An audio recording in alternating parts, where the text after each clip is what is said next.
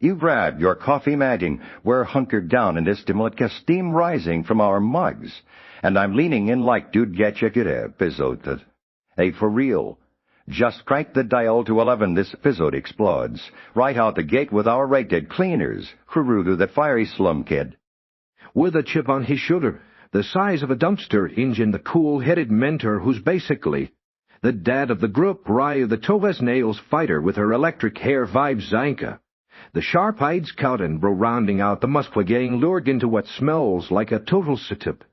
They're responding to this shitty call from a merchant flying about lost cargo swallowed by a massive trash beast. Sounds rotten, right? And no. It's a straight-up ambush by the raiders. Those enigmatic giver outlaws hell-bent on snagging the Watchman series artifacts and flipping the world upside down will the surprise attack hit.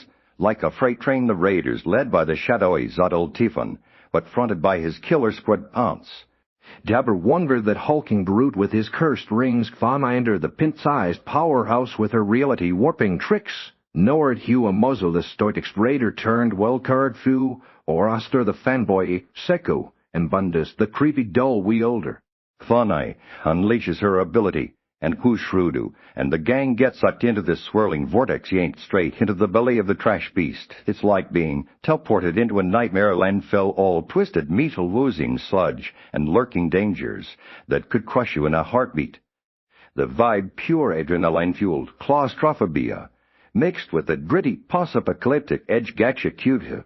Nails, so well trash isn't just backdrop, it's alive, pulsing, and ready to jump inside this garbage inferno. The matchups ignite. Like fireworks.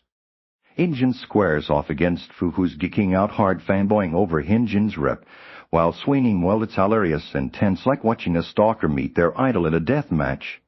Brooke clashes with Bundus, who drops the bone that they're protective chokers.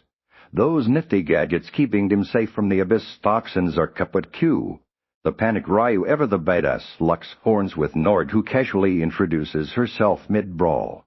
Ryu's thinking she's got the upper hand with her lightning-fast strikes, but oh man, the tables turn brutally. Meanwhile, Zanka's hunting for Jabber, who's playing hide-and-seek in the rubble. Jabber bursts out like a jack-in-the-box from hell, launching a savage assault that shakes the whole beast. The big moment, Nord standing tall over a battered Ryu, unscathed and readying that you underestimated me urge. It's a cliffhanger punch to the gut, leaving everyone's scattered audiences tested and the stakes skyrocketing. The overall vibe screams for real intense betrayal-laced action with heart-pounding reveals about the raiders' motives, all while Rudo's growth simmers in the background, hinting at his untapped potential to max out any junk into a weapon. It's like the series is yelling, buckle up, this trash war's just heating up. All right, let's geek out on the visual studio bones. Yep, the legion's behind stuff like My Hero Academia brings their A-game here, and it shows in every frame. The animation is fluid as heck, especially in those fight sequences. Ryu's Nord chiefs kiss the way Ryu's hair crackles with electricity, zipping around like live wires contrasts perfectly with Nordgood's calm, precise dodges. It's dynamic with camera angles scrolling through the trash beast's innards, making you feel the confined chaos. Jabber's emergence from the rubble, explosive secular goodness, Dibber's flying impacts, landing with that satisfying crunch. The art still keeps that raw, gritty, Maynard essence from Kate Urano's original with exaggerated expressions whose wide-eyed eyes come to gold, and the color palette that's all muted earth tones punched up by vibrant, vital instrument glows. The trash beast itself is a standout grotesque yet inventive-like. If a junkyard had a bad acid trip with tentacles of scrap metal and glowing eyes that ooze menace, it's gorgeous in a weird hypnotic way turns trash into treasure visually.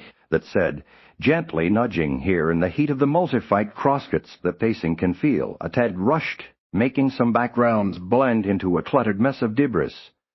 It's not a deal-breaker, honestly, if it's the thing that a smidge more breathing room could have let those stunning designs shine even brighter without overwhelming the eye. Still, overall, this adept's visuals are a feast, blending high-energy action with that unique trash punk aesthetic that makes Gachiakuta stand out in the shonen crowd. No skimping on the details. It's clear the team poured love into animating these wild powers. Woo episode have left me buzzing like I chugged 3 espressos. Gachiakuta's got me obsessed with its world building where trash's power and society's cast-offs become heroes or villains. The character dynamics are fire, Rudo's raw anger evolving into purpose, engine's mentor coolness, flashing with creepy admiration. It's got that perfect mix of grit, humor, and heart. The humor sneaks into like fanboy rants. Amid the carnage had me chuckling even as fists flew. Honest critical, the arc's trap setup feels a bit predictable. If your manga caught up, but the execution keeps it fresh and kindles that what next fire without being mean-spirited. I'm crossing my fingers for deeper divs into the Raiders' backstories, Otto's looming shadow screams, epic payoff, and more rude power-ups that twist everyday junk into game changers. If the series keeps this momentum, it's poised to be a standout in hubs, and I'm laded. Seriously, if you're not watching, what are you waiting for? Let's grab refills and debate the next. If your thoughts.